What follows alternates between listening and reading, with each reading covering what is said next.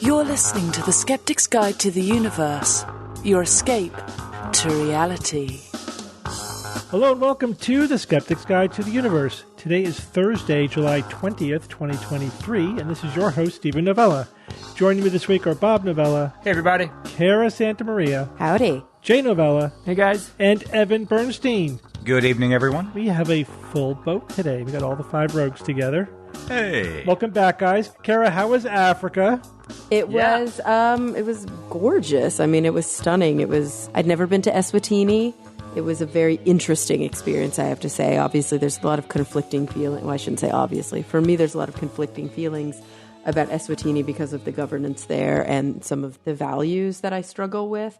I mean, it was sad, if I'm being honest. We went to do humanitarian work, so we weren't in rich parts of town. We weren't spending time with comfortable people. We were spending time with people who really, really struggle.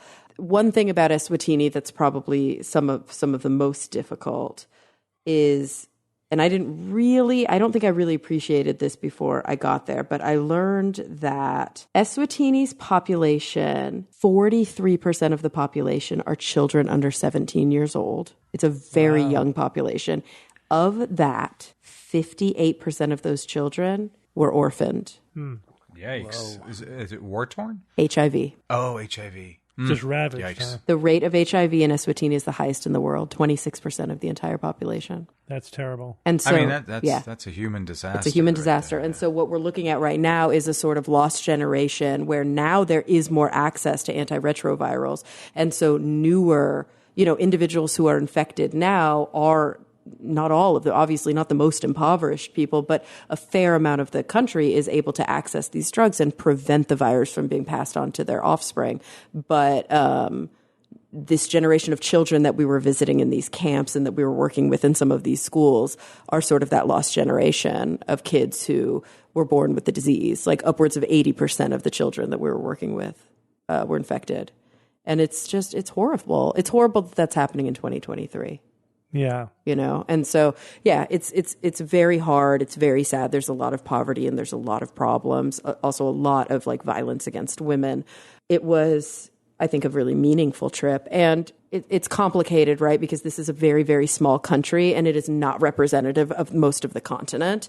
We spent a little bit of time in South Africa, where I've been, several times, and it was as lovely as it always has been.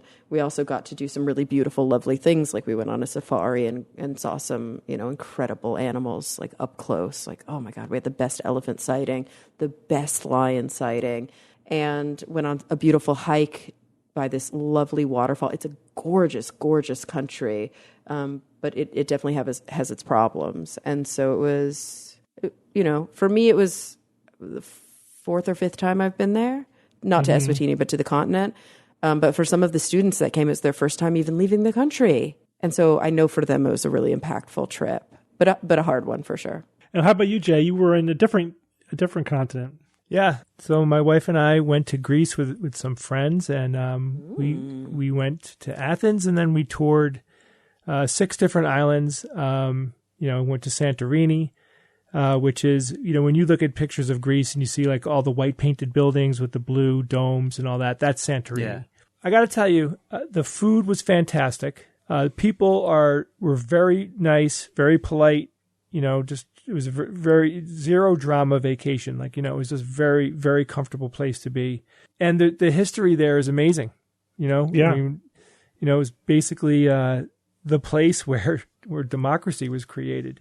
And lots of other things, there's just incredible history there. We saw tons of ruins. And, we took a cruise to go to the islands, and it was one after the other. We even went to Turkey.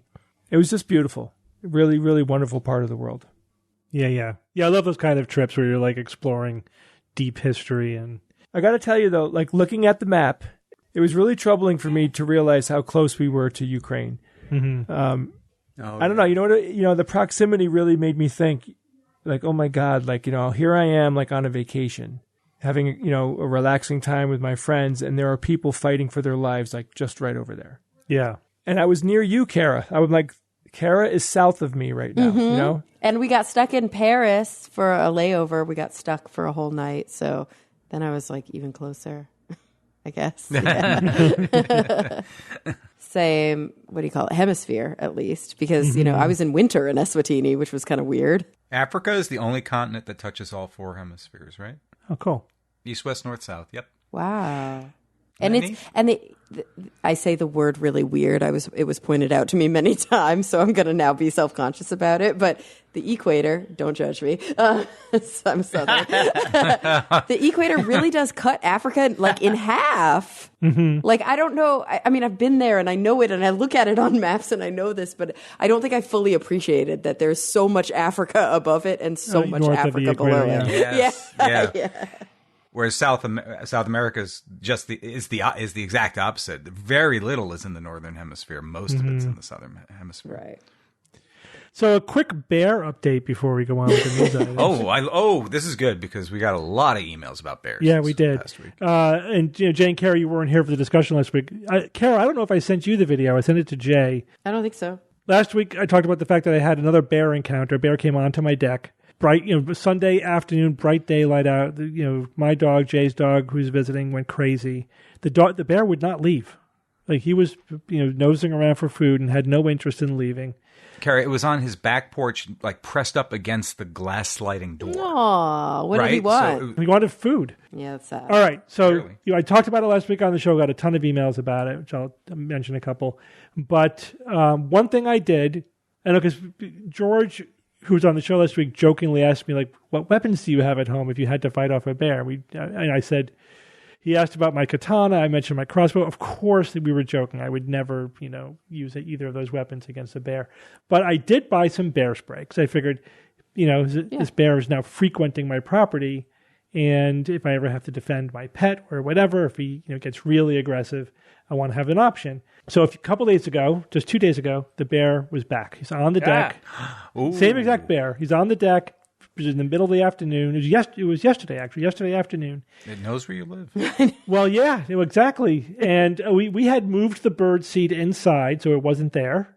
So, he made a circuit around the deck. Again, I only knew he was there because my dog went crazy. I would have not even known he was there. They snarled at each other through the glass. And then he left. He walked. This time he didn't stay because there was nothing there to interest him. And he walked off the deck into my backyard, went down the hill, ate some pears off my pear tree. Oh, didn't even. Then went to my apple tree, ate some apples off my apple tree. Stood up on his hind legs and was like pulling apples off the branches, and then walked off into the woods. So this time I called the Department of Environmental Protection, in Connecticut, DEEP, just to see what they would say, right? And just to ask some questions just to talk about it on the show. So. I told him the whole story. I said, it's the same bear. He's come back to my house at least twice now, because, again, probably more. Just these are the 2 times that we noticed. So I said, what do you guys do about that? And he said, nothing. So you don't relocate bears if they get too friendly? Nope, they don't do any of that. Basically, the only advice he gave me is that I could report it to the researchers on their website. That was it. I could file a report, which does absolutely nothing for me. It's just information for them. But then I asked a few more questions. So I said, actually I already had the bear spray. My plan was to shoot the bear with the bear spray from the bathroom window above the deck, right? Yeah. Okay. But the bear had left before I got there. So he was out of range by the time I got up there. And so I told the guy, I said, well, I had bear spray. I was going to shoot him out the window. Well, at first I just said I had bear spray. And the guy's like, wait, you weren't planning on going outside and confronting that bear, were you? I'm like, no, I was going to shoot him through the window. He's like, well, don't do that. He's like, oh, gosh. So that the thing I know about bear spray, first of all, it's like 5 times as potent as like the human version, like mace. And even though like it shoots a directed stream, it doesn't only go in that one direction. Like you are going to get pepper spray everywhere. Uh-oh. You should absolutely not shoot it out the window of your house. Like that apparently would have been very bad. Oh, good save. You really should only use it outside, and even when you do, like you will get affected by it as well. It's not that that directional. You're not. It basically goes everywhere. Yeah, and again, it's because it's also really, really potent. It's like bear potent. when I was buying the bear spray, I also noticed that for sale were essentially what they are. They're paintball guns, but they have ammo that's instead of paint, it's pepper spray, right? It's yeah. So the good thing about those is that they have twice the range. They have 60-foot range instead of a 30-foot range. As what? As the As bear the spray? itself. Yeah, It's got 30-foot range? the cans have a 30-foot range, although And it's a stream, it's right? yeah, it's like this. It's So a you're streaming something 30 as opposed to shooting a pellet 60, yes. which will explode on impact. So Right. that's much better. That sounds all much around. better to me, especially now that I realize I can't shoot the bear from outside my window. So there's no way I'm going to go outside unless I absolutely have to. Like if you were attacking my dog, I would probably go out there and spray them.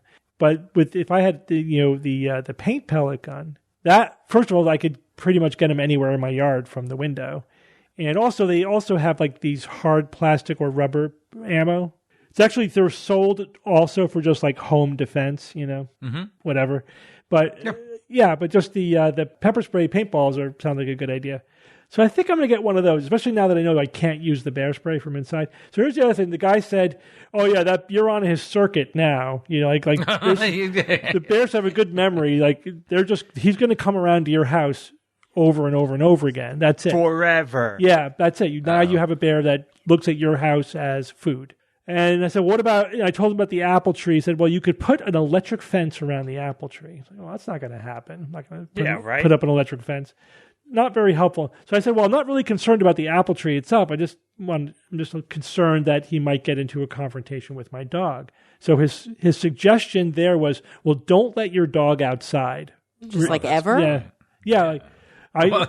You could walk in, but like, don't let him roam free outside. That's his entire life is roaming free outside. Like, there's no way that's not going to happen. Holy crap, man. Yeah. So basically their solution was you have to learn to live with the bear, but that's it. There's nothing that they do to help. There's nothing else you really can do. It's like you're stuck. You now have a bear that's coming to your property. You'd have to put up a barrier. No. Steve, you mentioned the paintball pellets with the. Yeah. You know that there are punks out there who got those bullets and used them for paintball against humans, right? I mean, isn't that guaranteed? Can you imagine? That would be terrible. So first of all, he said before you spend money on that solution, just check the local laws in your town because it might be illegal. So I checked. It's not. It's illegal to shoot people with it, though. It's not just illegal to shoot it in your property, but it is illegal to shoot people with it. As it should, man. As it should be. Mm-hmm. Obviously outside of paintball ranges where people are geared up and everything. But yeah, you have to have or even within a paintball facility, that would still be a terrible experience. Oh yeah, with the pepper spray balls. Yeah, I'm sure. Yeah, they're not illegal. Nor do you have to have a license to use them. Right. I think that sounds like it's under-regulated, but I think I'm gonna get one of those and have it ready for the next time I see the bear. Because I want that bear to associate my yard with being hit in the face with pepper spray. Yeah. Because otherwise it's just inevitable that he is going to get into a confrontation with my dog.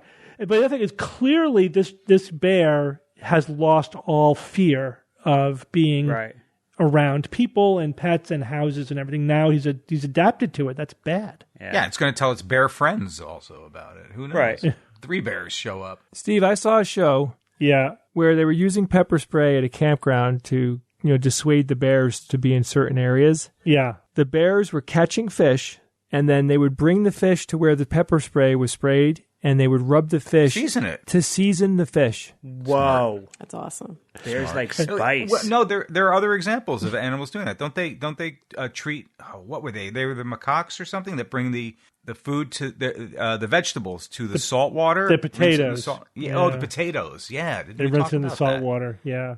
Yeah. Yeah, but that's different than getting it in a spray in your face. Yeah. To a person, it would take you out. I mean, it would completely incapacitate you. You couldn't breathe. It would be actually dangerous. Like if you had asthma or something, it probably might even kill you. Steve, I mean, if you want to be really super safe about it, you'd get one of those, masks with the filter containers on the front. And that should protect you from accidentally getting any of those fumes. You'd have to gear up, though, Yeah, I'd have to gear up. Get all tactical. So whatever. I mean, I'm sure I'll see him again. Tell him I said hi. Yeah. Take more video. But so I'm a little surprised at how completely unhelpful they were. Well, yeah, it's like your only recourse is literally a paintball gun. We have to avoid him. He didn't even. I suggested that. He didn't suggest that. I just asked him about it. He's like, you could try that. Just check the laws in your town. But I mean, your only real resort for like a near worst case scenario is basically that paintball gun, because nothing else really is viable. Yeah, I mean, his basic advice was stay inside and put up an electric fence. Right? Those were. Yeah, that was the stay inside. That bear owns my property now. Right. Gee whiz. All right, keep us apprised. I will. Jay, you're going to start us off with ancient woodworking. Tell us about this. Yeah, so a recent study led by Dr. Annemiek Milks. Wow. Annemiek Milks. What's the gender there? Milks? Yeah. Like MILKS? Pretty much. Yikes. Pretty much. Yeah. Yup. Because it's Milks, I'm like, there's another pronunciation, like Millikises or something. I don't know. Can you just say Dr. Milks? Dr. Milks from the University of Reading's Department of Archaeology has shed significant light on the advanced woodworking skills of early humans. This is so freaking cool. Like, so we're going back 300,000 years. What? Wait. 300,000? Yes. That's a long time. Yeah, right. Where which species was making this stuff? So they found that 300,000 years ago that people were capable of sophisticated woodworking techniques. They found a double-pointed wooden throwing stick found in Schöningen, Germany, which was likely used for hunting. I mean, it's like, of course it was used for hunting. It was definitely a weapon. The researchers found that the stick underwent various woodworking processes, including scraping, seasoning, sanding, before they used it as a hunting weapon to kill animals. So the research suggests that early humans' woodworking abilities were more developed than, of course, we previously thought after they had found this artifact. They were making lightweight weapons. They were used for throwing. They probably facilitated group hunts for medium to small animals. And the tools, they think that the tools were probably used by the entire community, including children, because of their size and how easy they were to use. The researchers said, or Dr. Milk said, discoveries of wooden tools have revolutionized our understanding of early human behaviors. Amazingly, these early humans demonstrated an ability to plan well in advance, a strong knowledge of the properties of wood, and many sophisticated woodworking skills that we still use today. So just think about, they're using woodworking skills that we still use today, 300,000 years later, right? Yeah, and Bob, by the way, so the oldest Homo sapiens fossils are 300,000 years old. So okay, it could still be Homo sapiens. Yeah. It makes me feel like we have a connection to humans that go all the way back. Yeah, they're people. They were people. They were absolutely smart. They were clever. And the other thing, it's also because we think it's the past, right? So it's this one homogeneous time. But also think about it. Early humans, if they were using wood for hunting tools, they had tens of thousands of years to improve their skill in doing this, right? Yeah. That's a lot of time to just get good at working wood. That's a lot of collective knowledge. I also like the fact that you touched on this, but the fact that they put so much work into that weapon means that this wasn't some quick one-off stick they picked up and threw at an animal. This was a prized possession, right? They used this over and over and over again. This was part of their hunting kit. Yeah. Who here has watched the show Alone? I have seen it before. Yeah, so they hunt a lot of small game on that show, and one of the techniques that I've seen them contestants use is throwing sticks. Yeah. It's actually not a bad technique for taking out like squirrels and rabbits and birds and things like that. Throwing sticks. Yeah. Very accessible. Because it works, Bob. It works. A small animal like that, you will kill them if you hit them with a small stick, with enough momentum. That's enough to kill it. You don't have to pierce it. You don't have to hit it with an arrow or anything. And even like they use, you got to bludgeon it to death. They use blunt tipped arrows to kill small game too, because it's just the blunt force, the bludgeoning force is enough to kill them. So this would have been a very useful technique, and they said it was like designed like a boomerang, so it could have been like effective at 30 feet, which is a good distance, Yeah. So they made it out of spruce. Mm-hmm. They said that its creation involved multiple steps. They had to cut it, they had to carve it, they had to aerodynamically shape it, they had to scrape it, they seasoned it to prevent it from cracking, and then they actually sanded it to make it handle easier. Yeah. So I'm sorry, 30 meters, not 30 feet, 30 meters. 30 meters. That's far. Yeah, so they think that they use them to hunt medium-sized animals like deer, or possibly small, fast-moving small animals like birds. And this was the way that they created this. It was thrown so it would rotate as it was going through the air, like Steve said, like kind of like a boomerang. And 30 meters, that's a pretty far distance to be hunting an animal. Imagine being good enough to hit an animal at 30 meters. That's pretty amazing. Did you call me a boomer? Can't imagine. But they said that the high velocity that this thing could be moved at, it was deadly. Mm-hmm. Very high energy impact. You could just crack an animal pretty damn hard, and you can kill it like that. So this particular artifact was well preserved, and the researchers believed it was something that someone was very happy to have. Like it was a prized possession, personal hunting tool. And of course, discovering something like this, they find one item, they date it. Okay, we estimate this is about 300,000 years old, and it opens up an entire wing of new possibilities. Like, think of all the things that the researchers are thinking about now. We found out so much about early humans just by this one item. Yeah, that's the thing about the woodworking is that, and I remember studying back in the 80s, I'm studying human evolution at college level, and that was sort of a big point, was that we have no idea what they were using wood for, because wood doesn't fossilize as well, and we don't have any examples of whatever. So there could have been, we think of their tool use as starting when they made stone tools.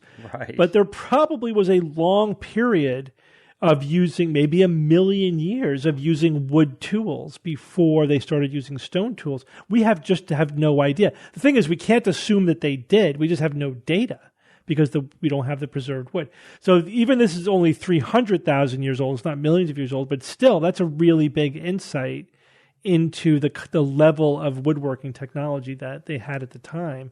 And it just makes you wonder, like, how deep does that go into even pre-human, like hominid history? We may never know. And it could be extremely sophisticated. You could wood's a great material. You could do a lot with wood.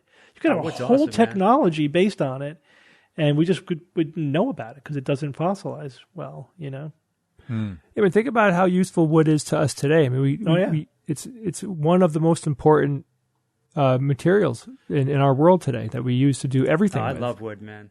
Yeah. I just got Bob and Steve olive wood kitchen spoons that are fantastic. They're cool, very dense wood. Things will last forever. Yeah, that's the thing. And then wood's not one material; it's hundreds of materials, right? It's like with all kinds of different properties, and that part of the woodworking knowledge base is knowing which type of wood is good for which application. Like, you probably heard that yew wood is really good for making bows. I know, like in England, all their bows were made out of yew wood back in the day, back in medieval times. But that took time to figure out how many different trees you have to try before you figure out this wood really bends well. Like, this has the right properties for, it's really flexible. It's springy, right? You need like a maximally springy wood. There's so many different types of wood out there. So just that in and of itself is an important piece of information. All right, let's move on. Kara. That's me. Tell us about genetic engineering to fight malaria. People don't know. I'm going to give a little BTS real quick. I'm not sure how much the listeners know kind of how we, structure the show and how the show goes each week.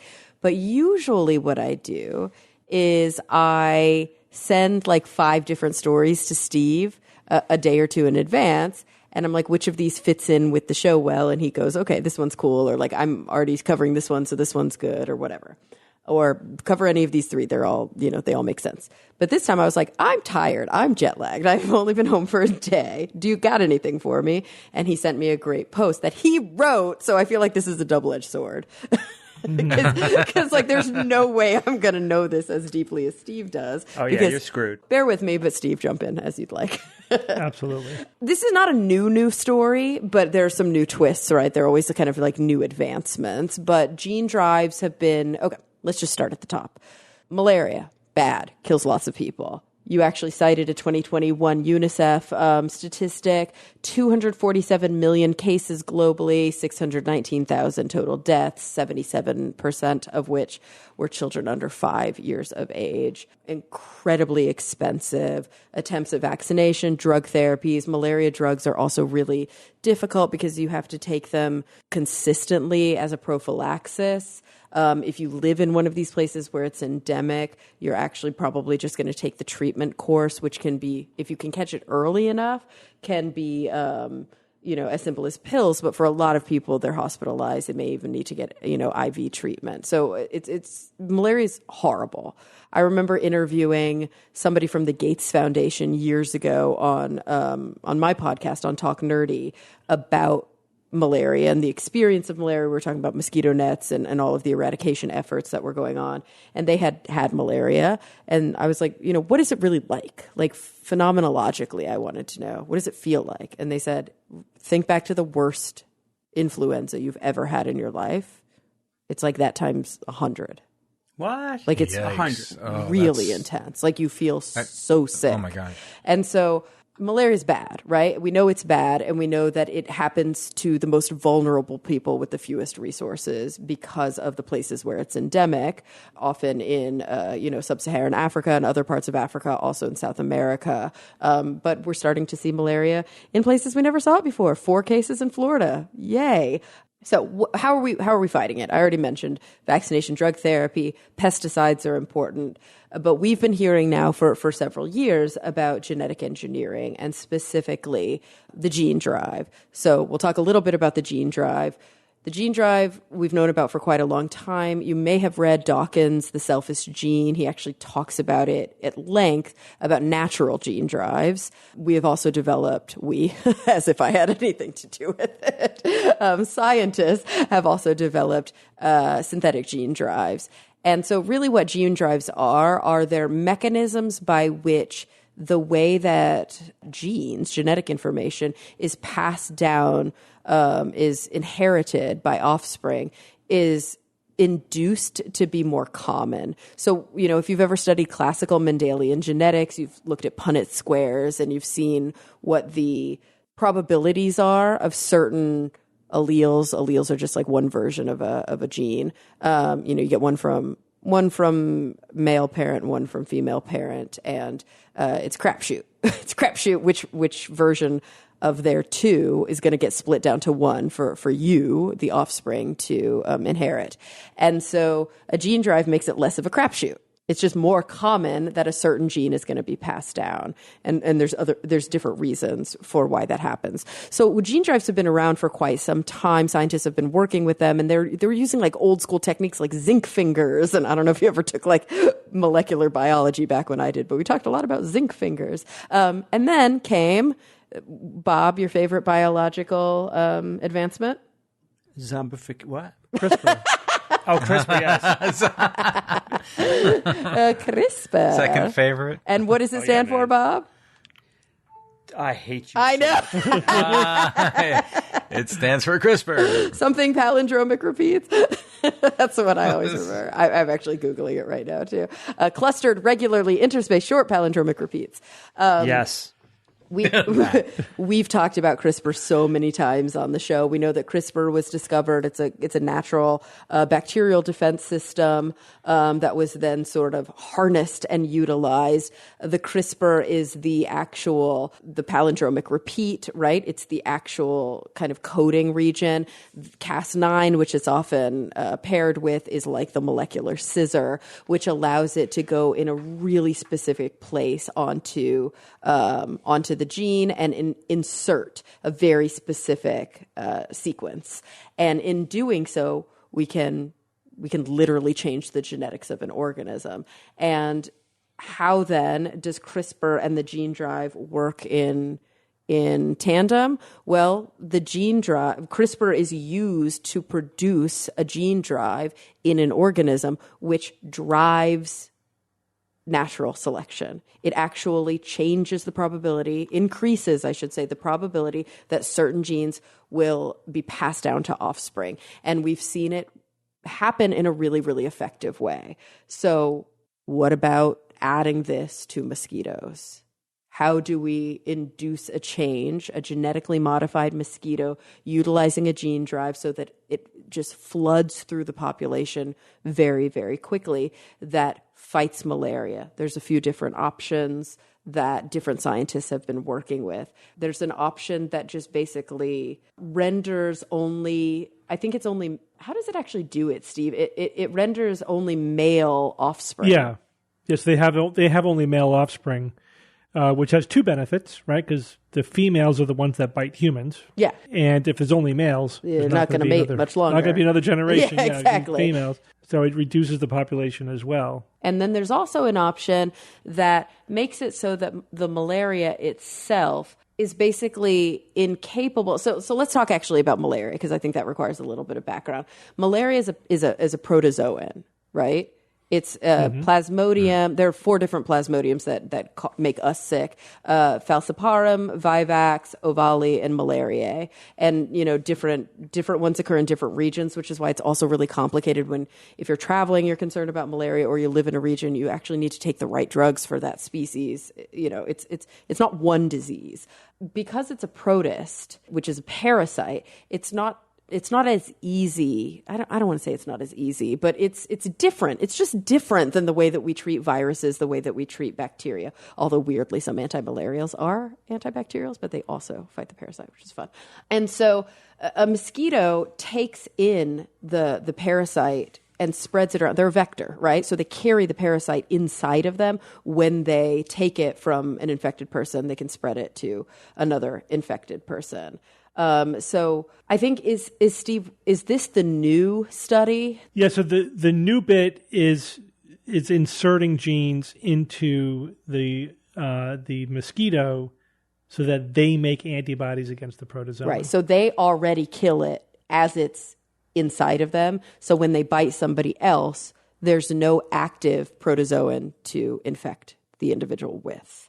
And that's a really, really interesting approach, because we're probably not going to eradicate mosquitoes. And I guess my concern would be, and I'm curious if you thought about this as well, if we utilize a gene drive that basically just kills off the 4 species of mosquito that carry malaria, is there going to be some situation in which other species evolve to carry this Plasmodium? Yeah, that's a good question. I don't know. But it's important to note there's about 3,000 species of mosquito. Right. And there's a lot of mosquitoes out there. Getting rid of only a few of them, the ones that carry malaria to humans. But that's interesting to think about. Like if we successfully eradicated those 3 or 4 species that bite humans that carry malaria, would malaria adapt? Would it jump to another species? Or if we disrupted cycle, would that knock out malaria too? I don't know. It probably depends on how quickly we did it. I think you're missing the biggest risk, though. The biggest risk is that we wipe out those species, and then in the future, an alien probe comes to the Earth looking to communicate with those mosquitoes and can't because they're gone, and wipes us out, and we have to go back into... Wait, I'm sorry. I'm just watching I saw a documentary on that. I'm watching a lot of Star Trek movies. Sorry. Never mind. Oh, that was a movie? Voyage Home, movie 4. It's not just people that get malaria, right? And even if we eradicate this one vector, we're going to see that a lot of different animal species can still have malaria. It would be I think it's not like polio in that one intense,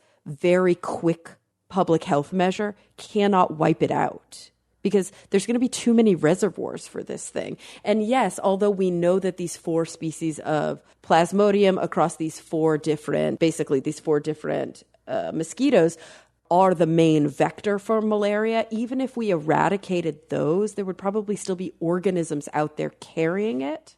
And it's transmitted blood to blood. Other things bite animals. And so we have to remember that. Like, it's not that simple.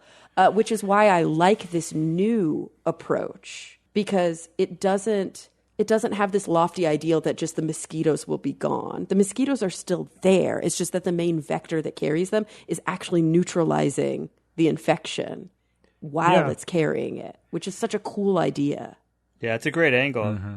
Yeah, it was recruiting the mosquitoes to fight the malaria. Exactly, in the coolest way. And so, of course, just like with this new study that you covered, Steve, it's the same ethical concern of what happens when we genetically modify a living organism, and then we actually genetically modify it with something called a gene drive, which induces the change. It's sort of like the opposite of checks and balances. It's like saying, go out, reproduce, spread as quickly as possible.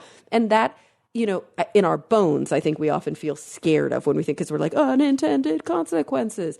Yeah, we're spreading it in the wild deliberately. Exactly, deliberately. But you make an important point in your paper, and it's a point that I think a lot of us have grappled with on the show from a kind of neuropsychological, kind of cognitive bias perspective. And I think it goes back to that bias. I can't remember what it's called, but it's like the active versus the passive bias. Right. Like when we looked back to COVID and we had a group of individuals who were hesitant to get that vaccine because it felt like, well, if I do something, then what if I give myself these terrible side effects? What if the vaccine makes me sick? There's not enough research. What if? And they felt like if I don't do that, I'm not actively doing something that could harm me downstream. But what they forgot was that passively not doing anything, meaning not getting the vaccine, was putting themselves at like orders of magnitude more risk because COVID was already out there. And I think it's the same thing with this. We have to look at it that way. Not doing a gene drive means that passively 619,000 people are dying every year. And we're going to be using a lot of pesticides. And we're using all these pesticides and billions a year. Billions a year. Billions. The vaccines millions. So far, the drug therapy so far, it's not enough. The mosquito nets so far, the pesticides so far, it's not enough. It has made a massive dent in the problem. The problem is like so many more lives are saved because of those efforts, but it's not enough. People are still dying right? in droves. You can't just say what are the risks, the unintended consequences. It's risk versus benefit, and you could manage the risk. And you think about it. I mean, obviously, something completely unintended, unknown could happen. It's the unknown here. Mm-hmm, mm-hmm. But we're modifying the mosquitoes so they make antibodies against malaria. Okay, I mean, it's hard to imagine what could go wrong. It doesn't mean that something can't go wrong, but something worse than the malaria. Yeah, something worse than the malaria? Probably not. It's that weird fallacy that we see all the time with anti-GMO activism, where it's like, but you're making a Franken organism. It's like, no, we're changing one thing. Like nature changes thousands of things all the time. We're literally going in and changing one thing. And yes, you're right. There could be the unintended consequence of what happens when this gene drive goes out, and it's something we never thought of. But also that could happen with malaria. Malaria itself could mutate. The mosquitoes themselves could mutate. And so I feel like it's not real. It's kind of a disingenuous argument when you really start to dig deep. In this particular case, sure. Yeah. All right, let's move on. So this is an interesting study. I think I'll probably cover this fairly quickly. How do we determine what to believe is true? This is obviously, any psychological studies like this are always very complicated, and any individual study is only looking at one tiny slice of this. But this I thought, was an interesting little incremental tidbit to this line of research. How do people decide what to believe? How do we determine what's true? In this particular study, they did something interesting. They told people a fact. Then they told them where it came from, and they told them what the motivations were of the source of the information. Interesting. So the people had all the information in front of them. Then they said, is this fact true or not? Even though they already told them it was true or not. Well, they said that this is a fact, right? Okay, but we don't know how exactly how credible that was. If the subjects thought that the information came from a source that was trying to give them information, they were more likely to believe that it was true than if they thought that the source of information was trying to deceive them. So, but you hit upon, like, your initial reaction, Kara, is Chris, like, well, but they know the answer. So what is going on here? But here's the thing. The study is not really about how we decide what's true and what's not true. It's how we define what's true and what's not true. Yep. Yeah. So here's an example. If I said that 114 people attended this event, right? And then I give you two sources of information. Source A says it was 109 people. Source B said it's 100 people. Was source A correct? Was that truthful or not truthful? You could decide, well, it's close enough, right? 109, that's an approximation of 114. I'm going to say that was true. Right? Or you could say it wasn't exactly correct. I'm going to say it's false. So I would take the latter. You could deem the same facts true or false based upon this subjective assessment of whether or not it was true enough. Mm-hmm. Right? And so we have this wiggle room in terms of how we define what's quote unquote true. And we are biased in how we determine subjectively, how much wiggle room we give facts. This is very relevant for science or fiction. Oh, totally. No, I think it comes up a lot, and I think they're really hit upon something here, because when I get in discussions every day in the comments of my blog where it's like, here are the facts. Like, the facts are not even in dispute, and yet we disagree about how to interpret those facts. Right. And that disagreement often comes down to these subjective assessments of what you count as true or not, right? Which is interesting. Like, did scientists accurately predict global warming over the last 20 years? How do you define that? Yeah. Even if two people have the same facts, like, well, that's accurate enough to say it was accurate. And somebody else might say, they got it totally wrong, even though you're going off of the same information. You could spin different narratives. Have you noticed also, like, on Snopes, like when you go to look something up, sometimes it's like true, false. Sometimes it's like mostly true. Mostly true. Yeah. I mean, it's a spectrum. You have to give yourself a little bit of a spectrum. Or like an example I used when I wrote about this is, like, if I said the Earth is a sphere, Bob, what would you say? Is that true or false? I'd say both. No, you could say it's false. It's a lopsided oblate spheroid. Yeah, right. So you could say it's true enough. It's a sphere, sure.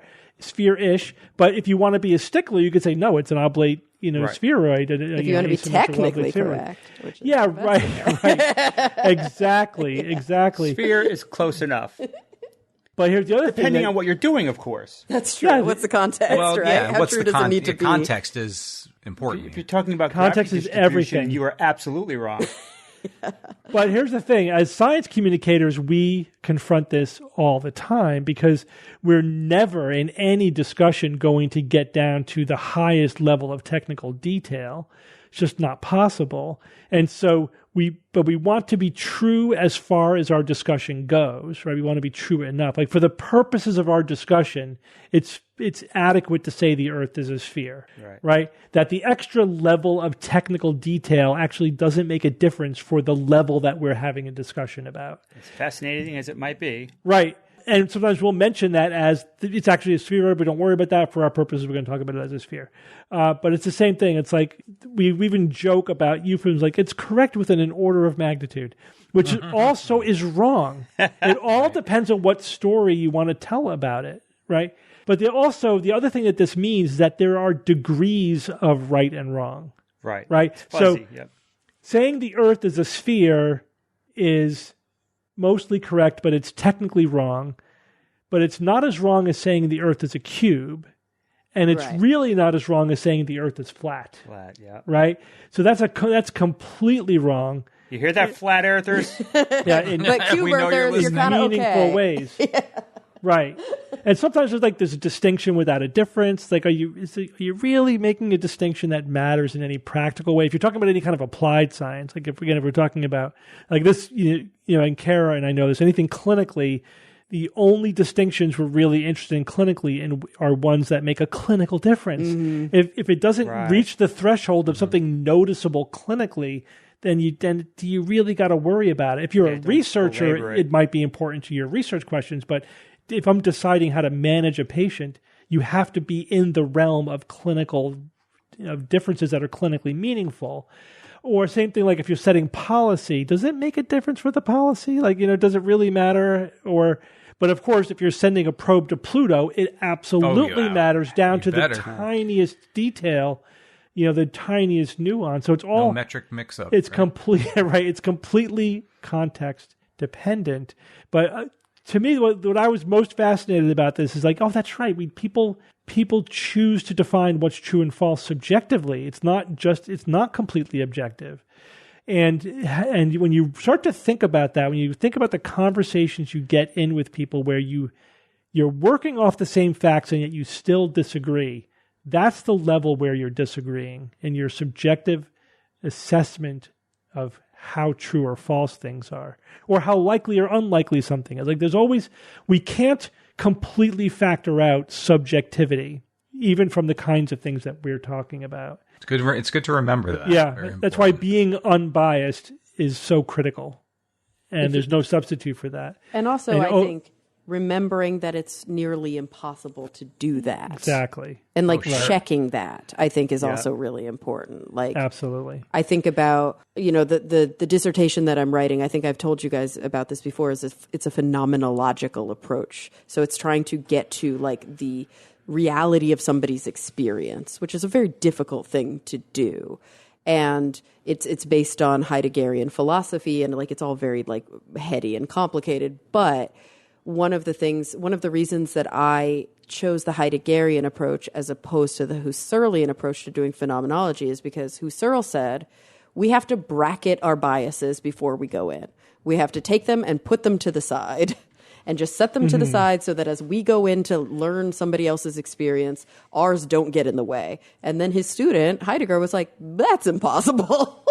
You can't do that. So instead, his approach is we have to make our biases explicit at the beginning of the research. And then the whole time we're going through the research, we have to keep rechecking our biases and asking ourselves, how does the way that I subjectively feel affect the way I'm interpreting what they're saying? And how is what they're saying now changing the way that I feel and my subjective interpretations? And that has been a really interesting approach for me. And it's so fascinating to dig deep into that idea of like, how do we perceive reality through our lens? Yeah. That's so important. My personal approach is to do both. I think you could try to bracket as best as you can. You could try to minimize your biases, but also be explicit about what they are at the same time. And hopefully you're just minimizing the bias, as much as possible. You can't ever completely get rid of it. Well, everyone, we're going to take a quick break from our show to talk about our sponsor this week, HelloFresh. With HelloFresh, you get farm-fresh, pre-portioned ingredients and seasonal recipes delivered right to your doorstep. Skip trips to the grocery store and count on HelloFresh to make home cooking easy, fun, and affordable. That's why it's America's #1 meal kit. My favorite here, their new Fresh and Fit summer menu, which I'm dying to try because I'm getting extra fit this summer.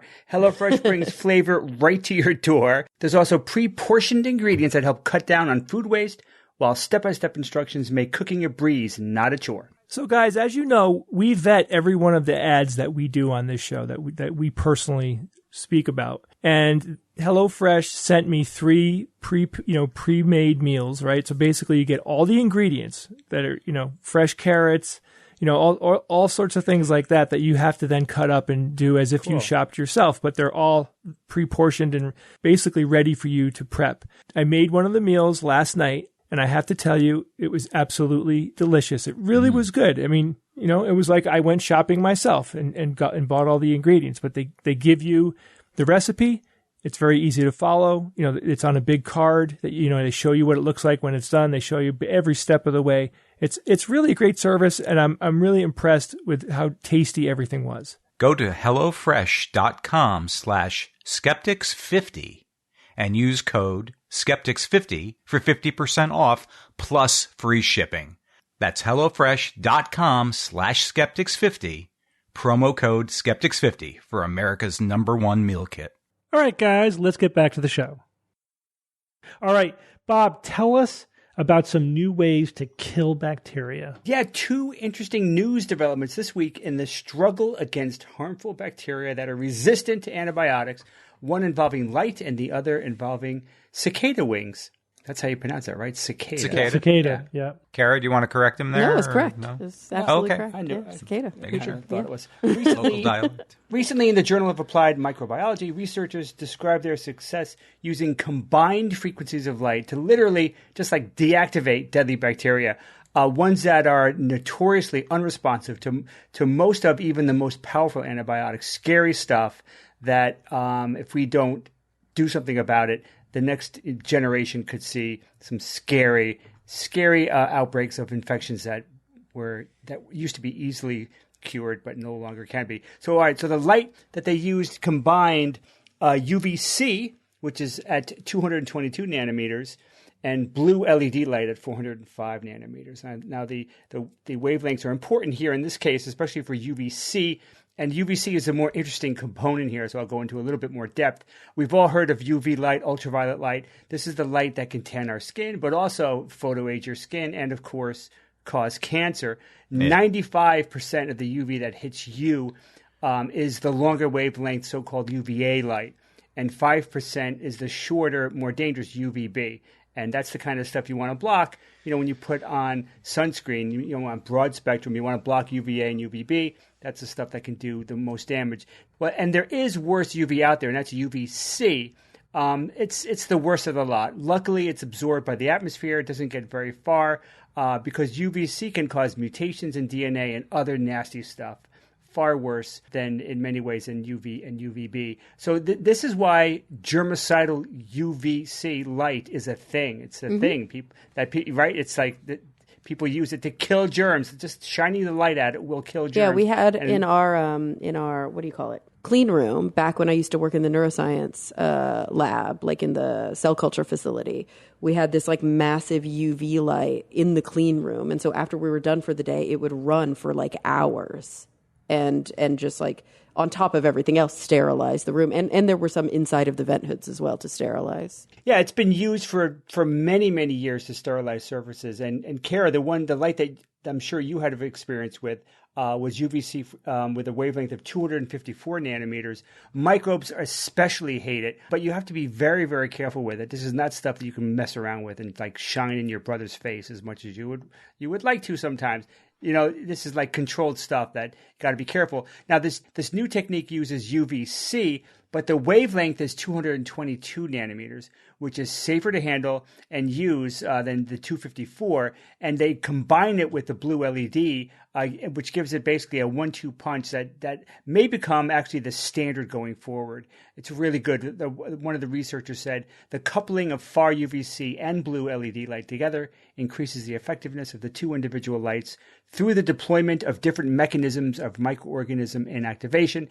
There's great potential for these two light wavelengths to be used together in many applications where safety to the end user is of most importance. So that was an interesting angle that I haven't come across too many times in my wanderings of the latest science news. Now, the next news item is an advance in surface design rather than light to screw over the nasty bacteria that's out there. This one was really fascinating. Researchers at Stony Brook University's Department of Material Science and Chemical Engineering, they were inspired by 2012 research in the journal Small, great name, that showed the cicada wings could puncture, right? Cicada wings could puncture and kill bacteria cell walls just by coming into contact with it because of its microstructure of the surface.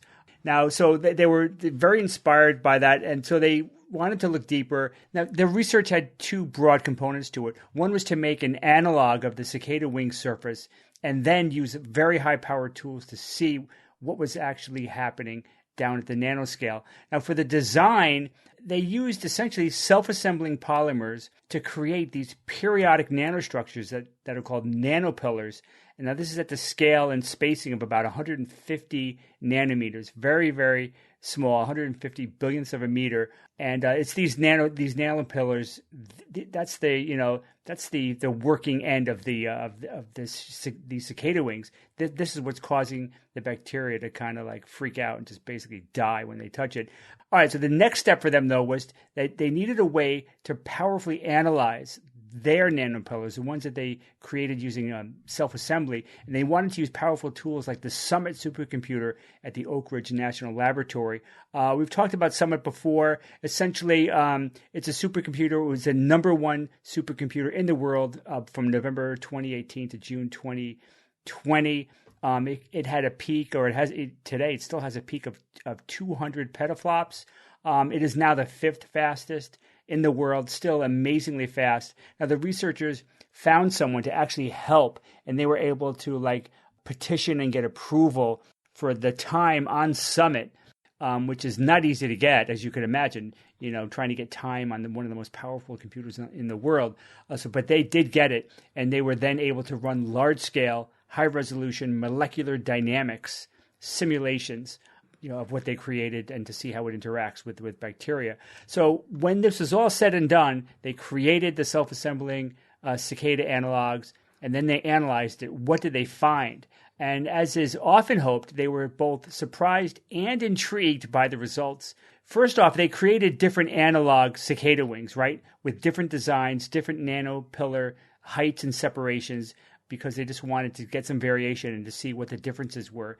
But they assumed that the ones that most closely resembled the real wings would perform the best, right? And that was my assumption going in, because nature has millions of years of R&D to tweak and fine-tune, and often you find, that it's amazingly tweaked and fine-tuned in nature. And if you could just replicate nature, then you're doing great. And it'd probably be extremely hard to improve on it. But in this case, it turned out that the product that they made that was a little bit different from nature was actually the best.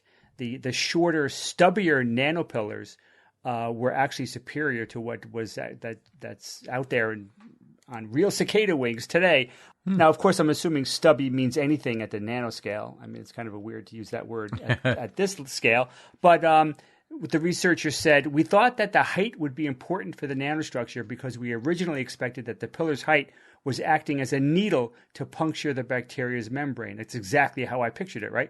But it's not the way we thought, they say. Even though the nanopillar's height is short, the bacteria still automatically died.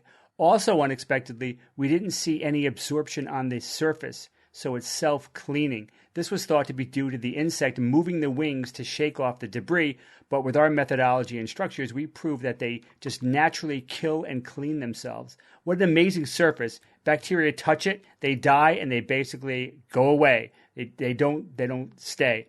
So So this cleaning function is important because you can have an amazing antibacterial surface, but if the bacteria die and adhere to that surface, then the next bacteria just has a nice, safe place to hang out on, right? And then, bam, you've got a problem. You've got bacteria on your surface, and then you need nasty chemicals to clean your surface, and that kind of defeats the whole idea of using a surface that doesn't require harsh chemicals or even light for that matter. So that's where they are. In the future, they just want to be able to fine-tune these self-assembled surfaces that they've created. And in the future, we may see biomedical devices with this exact surface on it.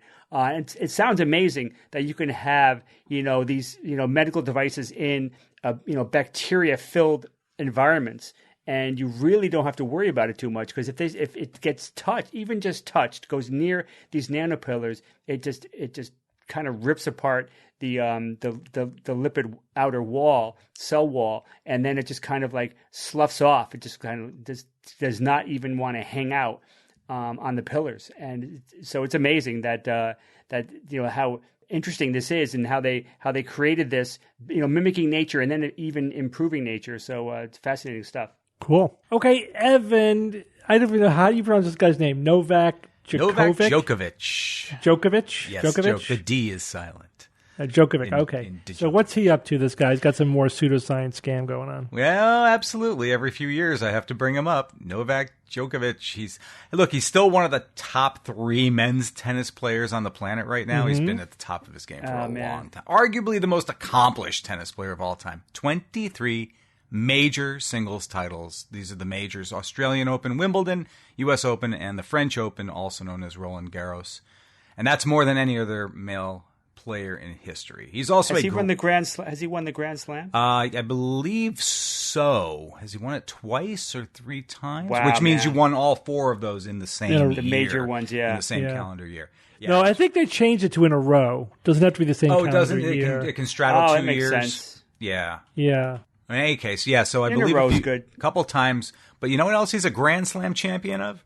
Pseudoscience. Yeah, I've been following his wild health and fitness claims and practices. Oh my God, for it's over very a decade now. disappointing. Oh, it's everything from his gluten-free diet, because according to his physician, who's a doctor of magnetotherapy and traditional Chinese medicine, that's what it says, magnetotherapy and traditional Chinese medicine. This is his doctor. Okay, he has celiac. He was diagnosed with celiac disease, and here's what they used to test him. He experienced weakness by holding bread. Apparently, that's a test for whether you have celiac. That's applied kinesiology. We talked about that. Yeah, you hold the substance in your hand, and then if you could push the arm down easier, then that means that substance is bad for you. You're allergic to it or whatever. It's bullshit. Yep. So he's got that. And all the way up to, now this is a quote. He has a belief that energetical transformation through the power of prayer, through the power of gratitude, people can turn the most toxic, polluted water into the most healing water. Yeah, those are just 2 examples. Oh, yeah, the last time I talked about Djokovic was 3 years ago on this show, and he reported that it was reported he caught COVID. This was the summer of 2020, if you remember, where he hosted a tennis tournament for charity, but he and all the other participants basically came down with COVID when it was advised that he not do this. Yeah, so making headlines again, but not just for his impressive tennis accomplishments, because he just won the French Open again last month, and he was the runner-up to Wimbledon just a few days ago. So he's still at the top of his game. Now, he's been seen in these tournaments lately sporting a wearable called a Tau patch, a circular-shaped sticker right on the center of his chest, and he claims this is his biggest secret to his latest round of success on the tennis court. And I first read about this over at Forbes.com. The author's name is Ariana Johnson. She did a very good job, I thought, with this report. And the title is Novak Djokovic's Nano Patch. There you go, Bob. Real nano news here. Yeah. He calls it his biggest secret. Some experts call it bogus. Oh, yeah. Tennis star Novak Djokovic. He continues his march towards another Wimbledon title. This was written right before he lost. And he has religiously worn a nanotechnology patch he claims is the biggest secret of his career. Nanotechnology. Yep. Baby.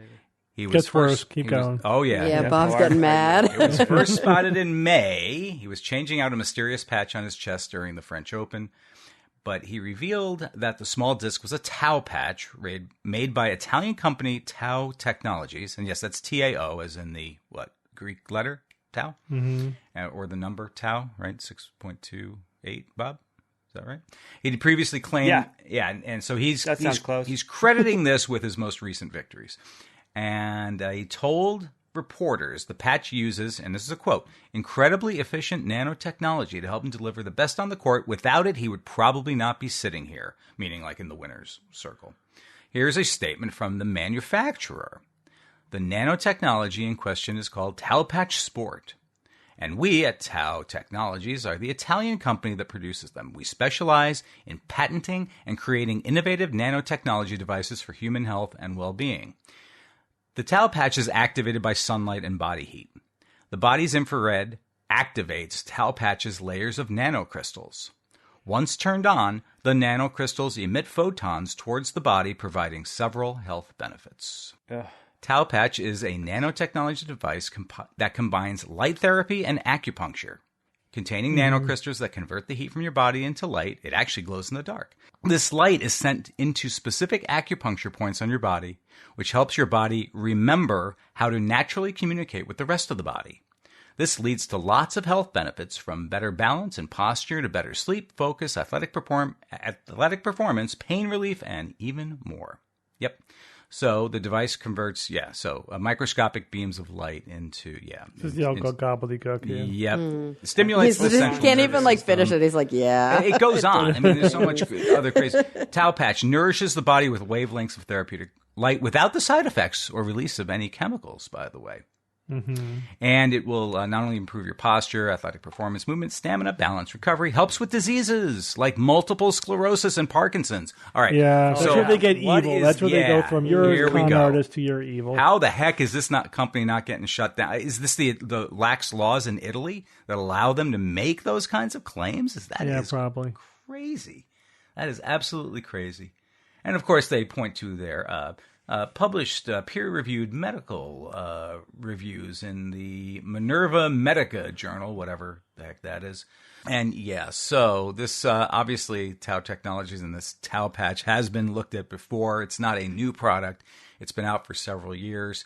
The author of this particular piece at Forbes does a nice job because she said for the opposite opinion or the facts behind this, she goes to Science-Based Medicine, actually. Yeah. And linked up at an article that Harriet Hall had written several years ago specifically about the Tau patch. And, I mean, you can imagine what she had to say about it and the things that she was citing about how this is entirely pseudoscience, nonsense, gobbledygook. None of it makes sense whatsoever.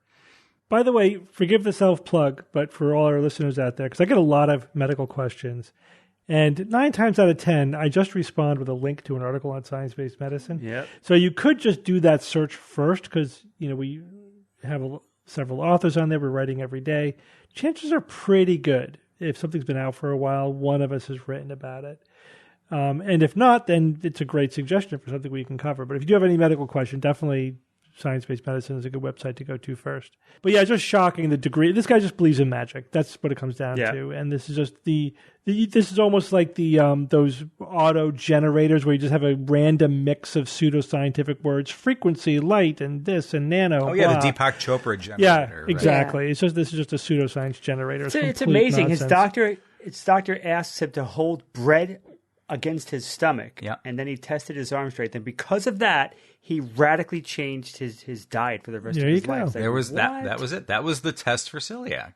Don't you see? Oh, sure. Forget the fact that we have blood tests for it. Yeah. Yeah, right. I mean, and this isn't nobody. Okay, this is Djokovic, who's like arguably the greatest tennis player of all time. This is the top. Because the GOAT. Yes. And it's amazing in a way, sort of despite all his lifetime of believing in absolute nonsense, he still excels despite that, not because of it. Yeah. Exactly. Right, yeah, that's interesting. Right. It must be that good. Right.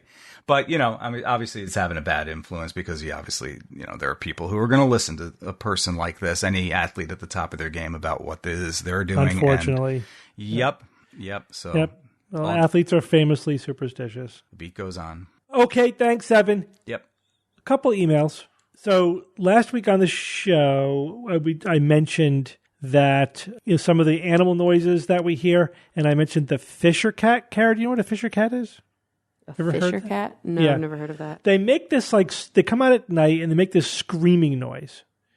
Like they do? Yeah. like they're wont to do. Like they're wont to do. And I know this for several reasons, but then I was watching a UK television show, and it was nighttime, and there was a Fisher cat screaming in the background. I was like, that's their canned nighttime noise.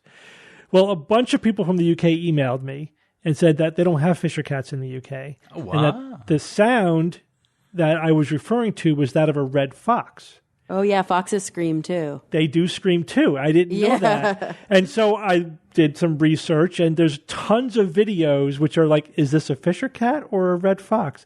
So, because they sound pretty much the same. Like, you got to be an expert to tell them apart. So what's interesting is the sound that I played on the show was a Fisher cat. But a lot of the people from UK said, that's not a Fisher cat, that's a red fox. Like, no, that was a Fisher cat. It wasn't a red fox. But that's because, the sounds are very, very similar. They're correct, though, that the UK nighttime soundtrack is a red fox, because that's what they have in the UK. Yeah. Although I guess it's possible, because, as we know, they use the wrong animal sounds for things all the time. But it's probably like the American nighttime soundtrack is crickets. Yeah, it's crickets. Theirs is the red fox screaming, which I mistook for a Fisher cat. Yeah. I've definitely been in parts of Europe where I'm like, why are there no crickets? Yeah, it's different. And you just don't hear them at night. Mm-hmm. But I just Googled it. There are sometimes the right time of night, noise. It is it's loud. A little overwhelming. I'll hear also. Yeah, the usual. I love that sound though, but it's loud. It can get loud. Yeah, I hate really. It. Like almost I hate it. City traffic noise loud. Yeah. You know what I'm seeing now that I haven't seen in years, and we saw a lot as kids, like lightning bugs, fireflies. Yeah, they come out later. Like, I've noticed they come out a little later in the summer. I noticed them more in August than I do in June. I haven't July. seen them in like a decade. Their populations have been dramatically decreasing. They're objectively decreasing. The populations of fireflies. I've seen some recently. They're coming back though. Yeah, I've seen some recently, but they're when we were kids that there were more fireflies. The populations were much higher. Yeah, it's not just subjective. And that's why there was only one season. All right, one other. Oh my God, don't even get me started. Too late. Stop. All right. Another email. This one comes from Max, and Max writes, a friend of mine is kind of a thorium enthusiast and recently sent me this video. This company is working on thorium-based modular reactors and claims they will have commercial reactors ready by 2028. What's the state of thorium reactors? Supporters say that they're a better source of nuclear energy, that thorium is more abundant than uranium and produces more manageable nuclear waste. What do the skeptics have to say? So we have talked about this before, but this is worth an update because this is a new company. And I did what research I could, although I couldn't really find a lot of independent reviews. The company is Copenhagen Atomics, and they have a design for a thorium molten salt reactor, which is a small modular reactor. It's like as big as SMR, baby. A trailer truck, Yeah. Wow, man. So their own pitch is very impressive, but, we've learned to be skeptical of a company's own pitch of their new technology. What they're claiming is that they will have a demonstration plant ready to go by 2024, and that they'll have a commercial one going by 2028. And then after that, they should be able to start assembly line producing them, because that's the whole point of small modular reactors, is that they're modular. You can build them in a factory and ship them to where they go. But let's talk for a bit about the thorium cycle, about thorium as a fuel. Yeah. Right now in the world, there is one thorium-based nuclear power plant. It's in India. Yeah. It's really a demonstration plant itself. Bravo, India. Yeah, and but it is working. So interestingly, thorium, although it's a radioactive metal, thorium is not a fissile material. And so by itself, it can't be used as fuel for a nuclear plant. You have to combine it with a fissile material, and then it's like a breeder, right? So it will become a fuel. It has to be activated, though, by something else that's already fissile. So I think the one that is operating uses uranium-233 to get the process going, right? But then the thorium will put out a lot more energy because you combine it with the thorium. Does that make sense, right? So like the uranium-233 gives off neutrons, which gets absorbed by the thorium, which then itself can undergo radioactive decay and heat up and make energy. So what the Copenhagen Atomics is doing is they're using nuclear waste as the fissile starter material, which is a great idea. Yeah. Wow. Instead of having to dump it, bury it. You don't need new stuff. Just take the spent nuclear fuel. Bury anyway. Yeah. Yeah, it's good in theory. Yeah. So they take this. Well, this is their claim. They can do this. They take spent nuclear fuel, otherwise called nuclear waste. They use that. You combine that with thorium, and then they lock it away for 30 years, and nobody has to go inside again, and it generates electricity for 30 years. It's all robotic and automated. Wait, robotic? Yeah. Basically, it's sealed off. Like those small modular reactors you bury and you don't have to look at them again for 30 years. Yeah, but there's no robots crawling around and doing shit. Well, whatever. They might not be. Kind of. Yeah, it's all automated. Yeah. That's the kind I love. Yeah. So, on paper, it looks great. and using thorium as reactor fuel, again, which once it's activated by actual fissile material, is perfectly scientifically legitimate. And again, there's one reactor doing it right now. So the idea is great. It is true that thorium is way more abundant than uranium. There's a ton of it in lots of different countries. The U.S. has a lot of it. Yes. So that is also true. It's also true that the spent nuclear fuel is a lot easier to manage than from the uranium cycle. It's only would have to be stored for hundreds of years, not hundreds of thousands of years. So I think the company cites 300 years. Like the nuclear material would need to be stored for 300 years, and that's it, not the geological storage for long periods of time. And it could produce a lot of energy. So essentially, out of the spent nuclear fuel, when you can combine it with the thorium in this thorium cycle, you get 10 times as much energy out of it as you did originally, like when it was originally used as fuel in a regular nuclear reactor, which also, is in line with what I've read about it as well. So the short answer is that this is all above board and scientific, a thorium-based nuclear reactor. I have no idea how realistic the claims of this specific company are, or if their specific technology will work, and I haven't read any reviews of it because it doesn't exist yet, So like everything, you take that with a grain of salt. We've heard plenty of times, oh yeah, here's our timeline for when we're going to have everything working. And the consistent skepticism that I read about thorium reactors is that they're not cost effective. But that's basically the innovation that they're claiming to have made, with the small nuclear reactor design. So if they've cracked that nut, basically making thorium reactors cost effective, all the other aspects of it are pretty well established. The fact that thorium's more common, it's safer, it doesn't have a nuclear proliferation ability because it doesn't create any weaponizable spent nuclear fuel. It produces much less waste. That's all true. That's not controversial. The question is their design as good as they say it is? Will they be able to get it up and running, by 2028? Yeah, and will it be cost effective? So that's to be determined. But best case scenario, if it works out, this could be a real important change for the nuclear industry, and could be an important contributor to our fight against global warming. I listened to his whole presentation, from the company, and one thing he said that to me resonated is like power companies are often coming down to the choice of, are we going to build a coal-fired plant or a nuclear plant? That's the choice, nuclear versus coal. And my God. That's, as you know, I agree with that. That's consistent with everything that I've read as well. That's basically what the choice comes down to a lot of times.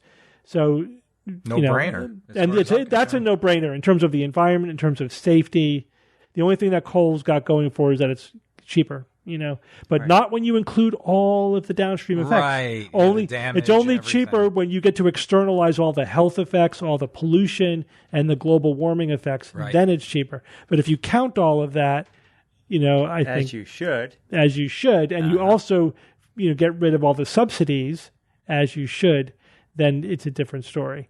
But we still have to get nuclear more cost effective, and hopefully this approach will work. Because if it does, it'll be great. So yeah, maybe thorium, it may be the wave of the future when it comes to nuclear power, but it hasn't been done yet. So we just don't know until it's actually happening. You can't say for sure. All right, Jay, it's Who's That Noisy time. All right, guys, 2 weeks ago I played this noisy.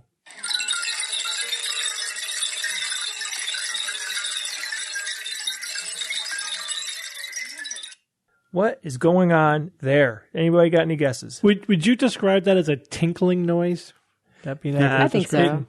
I don't think there's any other word that fits better, Steve. Yeah. Well, don't they have those kaleidoscopes sometimes that make that noise when the little pieces inside all... Like the rain stick kind of thing. Yeah, rain stick. Yeah, perhaps that's a better thing. Hey, you might be onto something there, Ev. Let's see what listeners were thinking. So Bob Whiteman said, my 10 and 8-year-old daughters think that this week's noisy is the instrument called chimes made of wood or metal, and my guess is scrap glass that falls onto a hard surface during some kind of glass manufacturing. a little bit of truth in some of what you're saying. You'll understand when I do the reveal, but that's not a bad guess. Visto Tutti said, the wind chime-like sound reminds me of spring melt in a stream, water over all those little icicles as the world warms. I like the way he put that. And I can see where you're coming from. You are incorrect, my friend, but that's okay because you've been correct many times. Another listener wrote in named Jared Payne, and he said, spokey dokies? What? Plastic bead things that go around your bike spokes and make a fun sound. Now, when I was a kid, I used to, right? We used to take playing cards. Yeah, you'd put a card in there. Yeah, and it would give put on the back wheel or whatever. Our parents used baseball cards. Parents and grandparents would put baseball cards in their spokes. Yeah. And a laundry clip. What do you call those? Yeah, a clothes clip. Yeah, clothespin. Yeah, it worked. It was fun. Another listener named Haya Simpkin said, "Dear Skeptics, and especially Kara, get ready, Kara, because you're going to get some love thrown at you. I actually think that this noisy is a barrel full of plastic monkeys being dumped out. I have a vague memory of playing with small plastic monkeys just like those mentioned in the expression, and I remember a noise like that. The amount of noise tells me that the barrel is very full of monkeys." Yes, I used to have those. I had them. We had those, the barrel full of monkeys. They were fun. And this person closes out with, "Yes, Kara, you, my favorite skeptic and my favorite guest on God Awful Movies. Keep up the good work." Oh, thanks for not saying, "And you did 9/11." It's getting old. So I do have a winner. There was a lot of people who guessed correctly, actually. But this week's winner is Shane Hillier. And Shane said, "Hey, Jay, I think I got it. This is a playground toy where a punch of steel rods," I think he meant a bunch of steel rods are driven between two rocks, and you can drop little rocks between the rods to make this noise.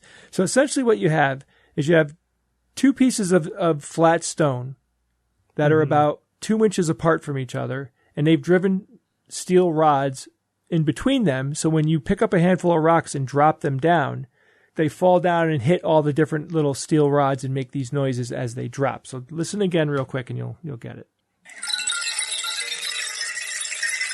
Yeah. Mm-hmm. Right? Get the idea? Rocks falling over steel rods. Yeah. Yeah, we kind of had the basic idea correct. Yeah, definitely. And and apparently there's lots of playgrounds around the world that have this, so parents and kids would probably be familiar with it. Anyway, I thought that was a cool sound, and I have a new sound for you this week. This week's sound was sent in by a listener named Nicholas Andrew. I will tell you that this is probably going to be the quietest Who's That Noisy that I've ever done. So listen carefully, and it's not long either, but take a listen. Let me play it again. That was it? Yeah, you gotta listen up. If you guys think you know what this week's noisy was, or you heard something cool, you can always email me at wtn@theskepticsguide.org. Steve, this is the time of the show where I like to tell people a few things about the SGU, things we have coming up and whatnot. Right out of the gate, I'd like to thank those people who became patrons to help support us. As you know, we have not been running a lot of ads on the show. This is going to be basically the norm for quite a while for us. Yeah, well, we got one this week's show, but it's like the first one in a couple of months, I think. Yeah, and it took me a month to get that ad out of the company that gives us ads. It was, it's hard. Like it's just the market is doing very poorly. Like there's not a lot to do it. So bottom line is, I've been asking listeners, this is a great time to show your support because we really could use it right now. And, if you've been listening to the show and you get something out of this and you feel like it's worth it, we would really appreciate you becoming a patron, to show your support. So you can go to patreon.com/Skeptics Guide and you'll see a lot of different patron levels in there and things that we promise. Yeah, we're not that far from the 24-hour show. That's true. So I think at 5,500 patrons, we do the 24-hour show. Oh boy! We are already doing the 5,000 patron thing, which is basically making a new video series, which Steve and I are doing every week. So we've already given you guys that, and patrons get early access to those videos, by the way. So anyway, please do consider becoming a patron. We could use the support, and it goes to a very good cause. Another thing we have coming up, we'll be at we will be at Dragon Con. So if you're going to go, we'll be on the Skeptic track. We have a few things planned. We're going to be doing a live SGU show. We're also going to be doing a panel on artificial intelligence, which we are very much looking forward to. Yeah, and we'll be on other panels. The last thing I want to remind you guys is we have a conference called Nauticon because it is a conference, but it's not like any conference you've been to. This is a conference that revolves around two things. One, socializing and having time to have, meaningful and fun times with the people that are there. Typically conferences don't give you that much time to socialize. Well, we are going to give you plenty of time to socialize.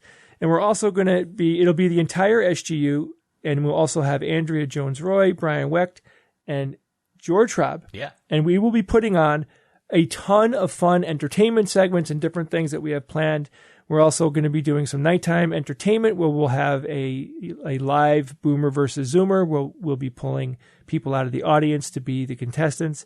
And then there's going to be something called the Insane 80s Sing-Along.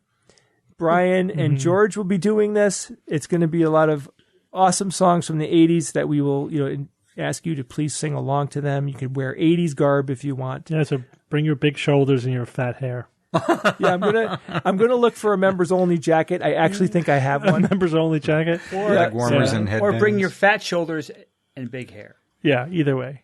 So if you're interested in going to the conference, which you really should be because it's going to be awesome, go to theskepticsguide.org. Scroll down just a little bit, you'll see a button there that'll take you to the page that shows you everything. And we're really looking forward to it. We've got really good turnout. Lots of people are already making plans about different things that they're going to do that weekend over the conference. And and one thing I wanted to tell you guys I haven't mentioned before is we will be there Thursday night, which is the night before everything starts. And we were thinking about doing some kind of special thing that night for people who are going to be there. So we'll give you more details on that. We're percolating a fun idea that might make that Thursday night a little more fun. Jay, I understand we have 2 tickets to QED. Yeah, so what is QED? Whoa. So QED is one of, if not the best skeptical conferences that's out there. This is in the UK. We loved QED. I highly recommend that if you have a chance to go, you should go see this. We will be giving a lot more details about QED in future shows. But the most important thing I wanted to say is that QED gave us 2 free tickets that we are going to give away to 2 SGU patrons. So here's how this works. First, you got to be a patron to enter. If you're a patron, we're going to create a form and we're going to let you say that you're interested because we don't want to give this away to someone that lives halfway across the planet that won't go, right? So if you're going to be able to go, we'll give you all the details. This is in September. And then we will pick 2 random patrons out of that list, in a month or so. We'll give you plenty of time to register if you want to and plenty of time to make your plans to go. So keep an eye out for that. That's coming very soon. I'll give you the link for that next week. So go to QED. It is an awesome conference. I promise you will have a great time. All right. Thanks, Jay. All right, guys, let's go on with science or fiction. It's time for Science or Fiction.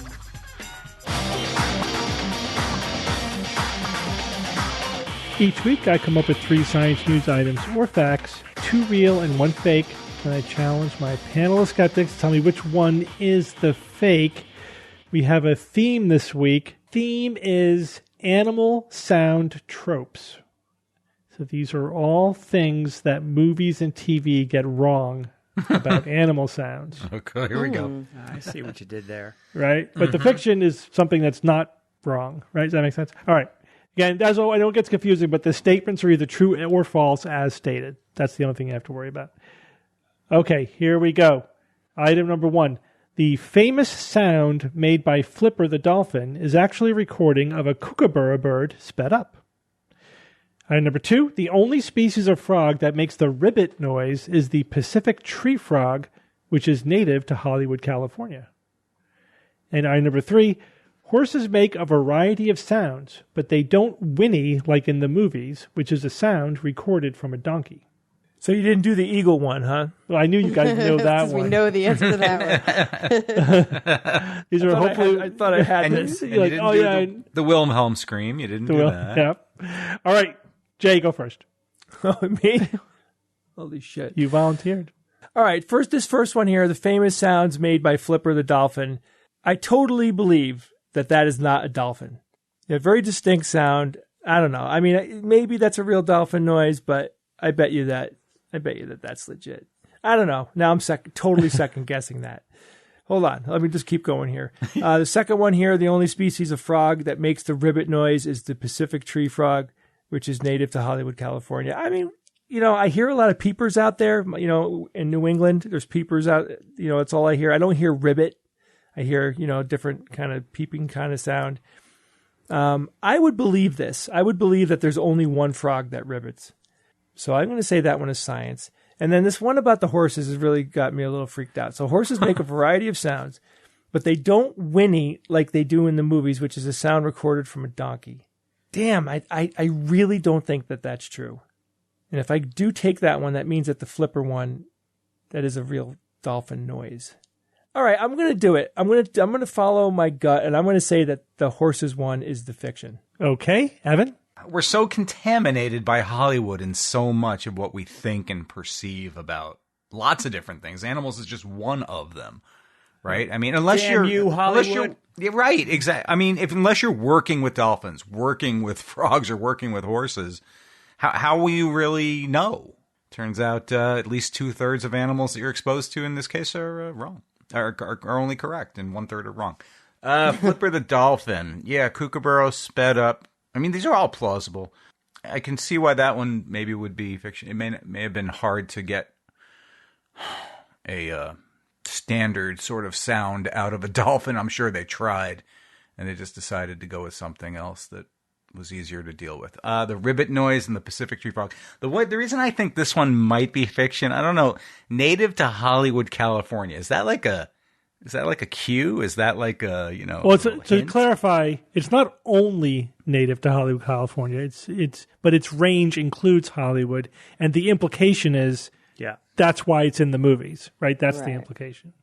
Right. Yeah, and there's something there that it's like I don't know. It's like bait almost, in a way.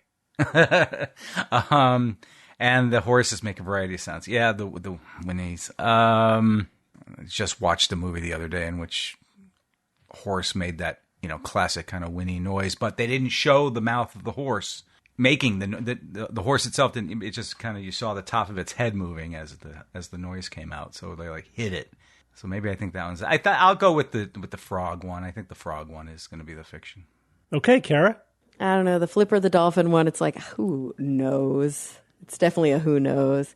I do think that there's a ribbit frog in California, in Hollywood. It is where I live. And what, I'm so confused by this last one, Steve. I don't know if you're just messing with us by using the word whinny, but horses whinny. Donkeys don't whinny. They bray. They go yaw. That's the sound that donkeys make. Can you do that again? Yaw. Oh my God. When you say the whinny of a horse, it's like that, that sound, right? Mm-hmm. Sometimes in movies, there's a donkey sound that they use for that. But you explicitly say here, horses make a variety of sounds, but they don't whinny like in the movies. But they do. So I don't know. I can't see how that one's science. I have to call that one the fiction. All right. And Bob? Yeah, the frog one I buy. The dolphin one kind of rubbed me the wrong way. I'm trying to think of a kookaburra and trying to morph that into a dolphin sound. And I could swear, we've been to how many dolphin shows have we seen growing up? Oh, at least one. Did we hear that noise? But it doesn't. But whatever. I totally buy Kara's argument, though. I've been around horses as well, and donkeys. Donkeys don't really do that. But of course, I could be wrong. But I'm still going to say that the donkey one is fiction. Okay, so you all agree with one. So we'll start there. The famous sound made by Flipper the dolphin is actually a recording of a kookaburra bird sped up. You all think that one is science. And that one is science. That's true. That famous, Really? I'll play all these noises in the thing. Yeah, it's not a dolphin. And yeah, so I don't remember, when this was with you or not with you, but I've heard dolphins make noises a lot on several occasions. At least it's more of a clicking noise, like a rapid clicking. Oh yeah, you know, yeah. Which is what they need to do for their for their communication underwater. But that classic noise, which is now like the dolphin noise, is actually a kookaburra. Yeah. Oh my God, it's not a dolphin at all. Wow. Okay, let's go on. Number 2, the only species of frog that makes the ribbit noise is the Pacific tree frog, which is native to Hollywood, California. Evan, you think this one is the fiction. Everyone else thinks this one is science. And this one is science. This is science. Ribbit.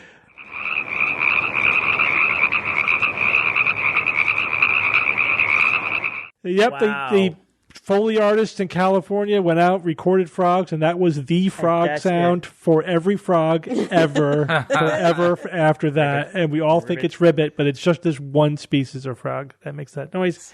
Gee. Whoever thought Hollywood would lie to us? Oh my God. I went over like so many fake animal noise. I'll tell you some more when we're done. That reminds me of reading other languages.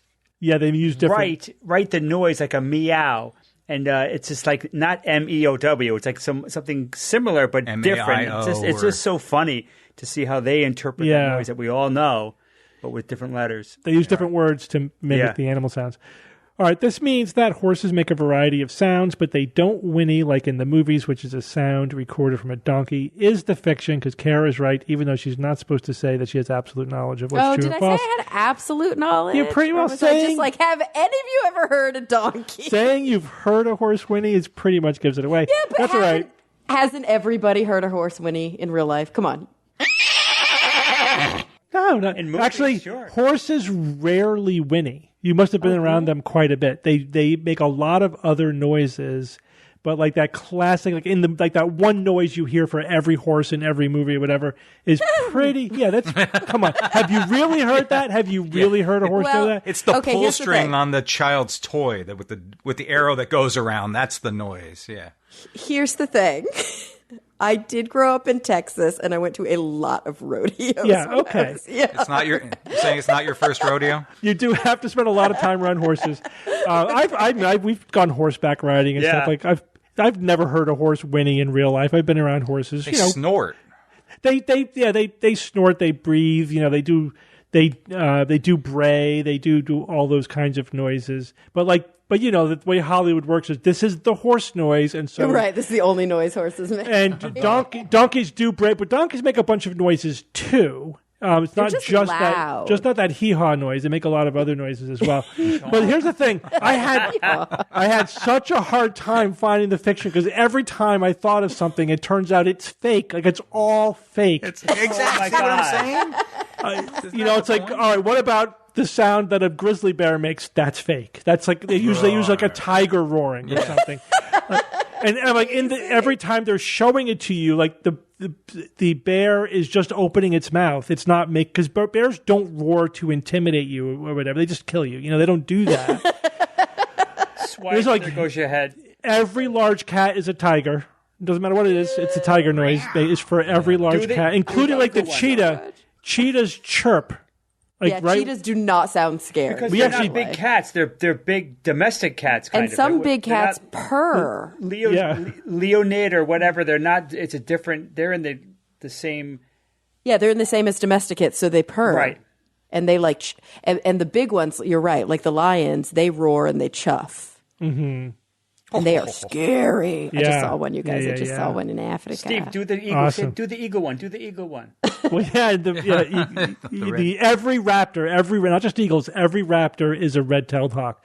Now, I've been reading a lot about this. The reason for this is because it's an awesome sound. Well, it's deliberate because here's the logic behind it is that reality sounds fake, right? Yeah. And not just lame, but fake. Yeah, and it's the purpose isn't to be accurate; it's to communicate with a pre-existing language to the audience. And so the reason why tropes, it's a code. So it's like this is a predator. So we're going to play a sound that you will recognize as a predator, even if it has nothing to do with the actual animal we're showing you on the screen. It's just to trigger a response. right? Or like, this is a majestic animal. We got to play a majestic sound. We can't play this crazy chirping noise that the eagles actually make. This screeching noise. We got to make this majestic raptor noise. Yeah, I can't really blame them. It's like nature didn't cooperate very well. Also some things are hard to record. And That's absolutely. It's also partly for licensing. It's partly because of, how much time are you going to spend actually? All the TVs and movies are all using the same bank of canned sounds, And sometimes they're making them themselves. Like Foley artists have a little studio. I did a shoot for Brain Games where we went to the Foley artist studio on like some lot. Like it was so fun. And we got to play on a big screen a scene from a film, and then like we did the Foley for it. Like he taught me how to do stuff. And do you know what they often use when somebody's getting punched in the face? Someone hitting a baseball. Celery. Oh, celery. Yeah. Yes, they crack celery. They crack a thing of celery. Yeah. And it really sounds like it. No, I just saw a bunch of videos on Foley artists. They do all the crap that they do. Awesome. Yeah. I remember, Steve's like an encyclopedia about this now. I remember watching a video of the Foley artist for The Simpsons, and they not only do the classic Foley tricks, but they also record it in rooms that are the same size as the room that is going to be on the show. Like if it's in if it's in the treehouse, they use a room that's that big because that will absolutely affect the quality of the noise that's being created. And you can tell when they don't do that. Yeah, like sometimes when they ADR something, like it's like, and just the whole sound quality changes. Yep, it's like, wait, what happened there? That didn't sound legit. Right. That's a fail. It's fascinating. But some tropes are so overused, and I think part of it's laziness too. Not just sound. Like there's so many TV movie tropes. It's like every bag of groceries has to have the carrot top sticking out the top. I mean, bread, or the bread. Yeah, the baguette. Everybody just gets like an unwrapped baguette every time. And it's programmed very early. You start hearing these noises when you're a toddler, basically watching your kid shows on television. So a whole lifetime of being programmed, essentially. Programmed with incorrect animal noises. Oh my gosh, the world is just a set of illusions. One more illusion. All right, Evan, give us a quote. Science is not about building a body of facts. It is a method for asking awkward questions and subjecting them to a reality check, thus avoiding the human tendency to believe whatever makes them feel good. Terry Pratchett, from his book Science of Discworld. Sir Terry Pratchett. Sir Terry Pratchett. And the book is Science of Discworld. I have not read it, but now here we go. Got to add another book. I read Discworld. I haven't read Science of Discworld. Ooh, it's kind of classic science fiction. Yeah, if you haven't read it, it's a classic. It's a good one to read. Yeah, I like science fiction authors who you could tell when they're skeptical. They get it. You know who's really skeptical is Frank Herbert, the author of Dune.